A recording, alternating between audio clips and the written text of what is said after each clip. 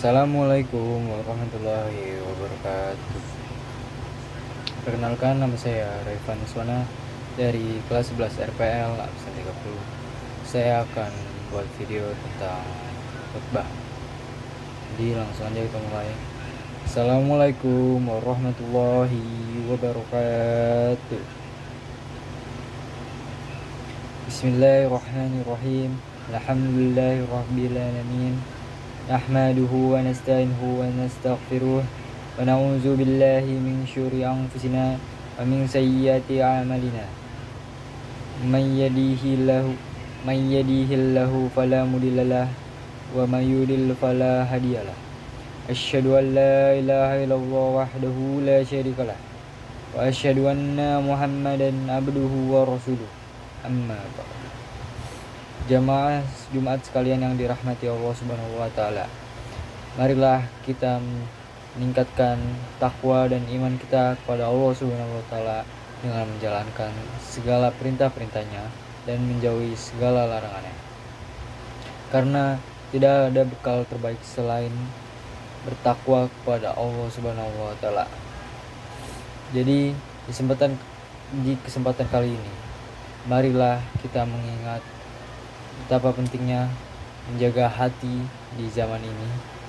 Hati manusia sangat mudah tergelincir karena banyaknya godaan-godaan. Salah satunya adalah godaan maksiat melalui media sosial, godaan syahwat dan kemewahan dunia, godaan amarah, iri, dengki, dan fitnah, serta godaan untuk lalai dari ibadah.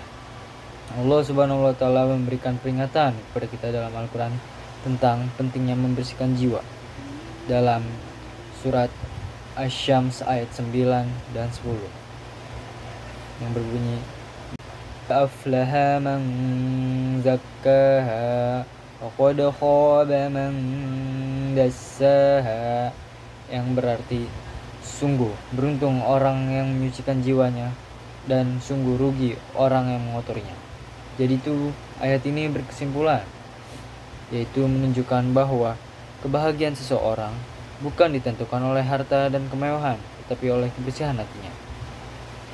Jadi poin-poin yang akan saya sampaikan adalah: 1. Menghindari hal-hal yang membuat hati kita kotor atau yang mengotori hati.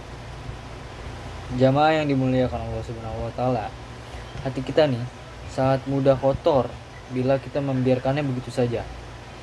Nah, apa sih yang membuat kotor? Yaitu dosa kecil yang dilakukan terus menerus. Seperti misalnya kita nggak sholat nih hari ini, nggak sholat zuhur karena siang, karena apalah gitu lambat. Nah, tapi kita biarin lagi tuh, asarnya kita nggak sholat, kagak kita kodoin tuh zuhur. Jadi ya gitulah dosa yang kita biarkan.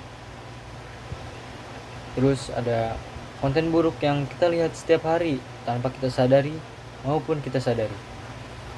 Terus ada pergaulan yang tidak menjaga batas, ucapan yang menyakitkan hati seseorang, dan kebiasaan mengunjing, mencaci, ataupun menghina orang lain.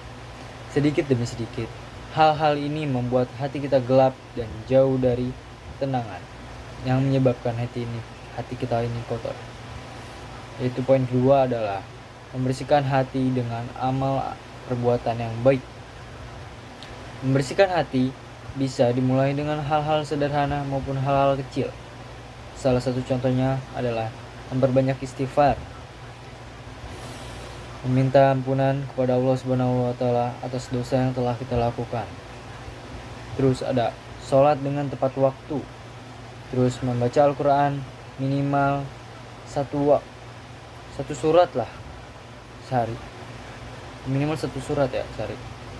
Terus ada berkumpul dengan orang-orang yang membawa kita ke jalan yang baik atau menuntun kita ke hal-hal yang baik ya bergaulnya. Terus ada menjaga lisan dari menyakiti hati seseorang. Jadi tuh menjaga lisan tuh membuat hati kita bisa tetap suci atau bersih lah pokoknya dah, serta memperbanyak sedekah walaupun sedikit. Mau gope ke berapa ke, yang penting sedekah.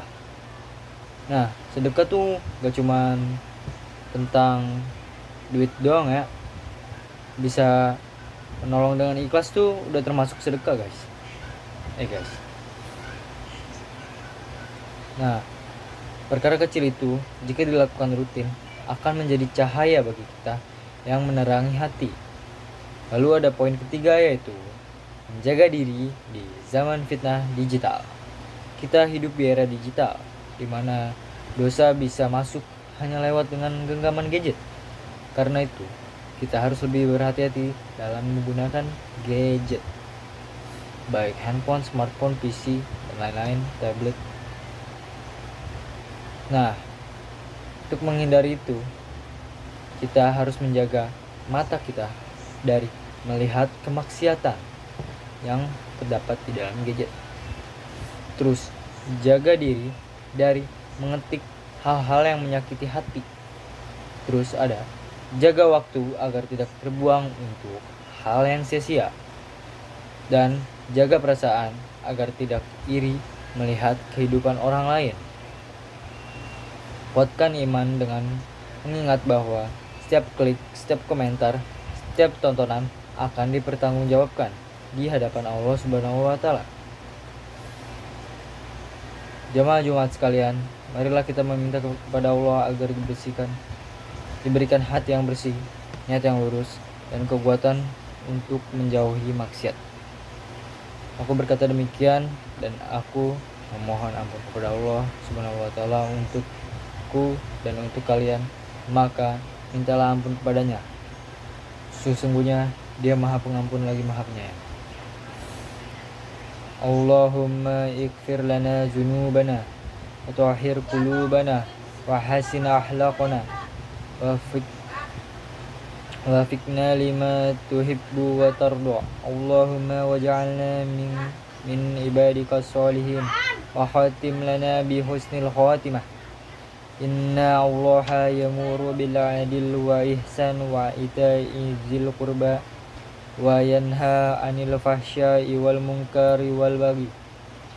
Ya ishukum la'allakum tazakkarun.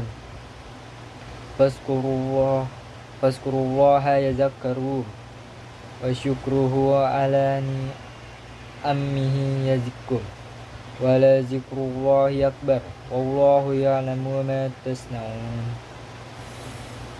Sekian khotbah singkat dari saya, kurang lebihnya mohon maaf. Terima kasih. Wassalamualaikum warahmatullahi wabarakatuh.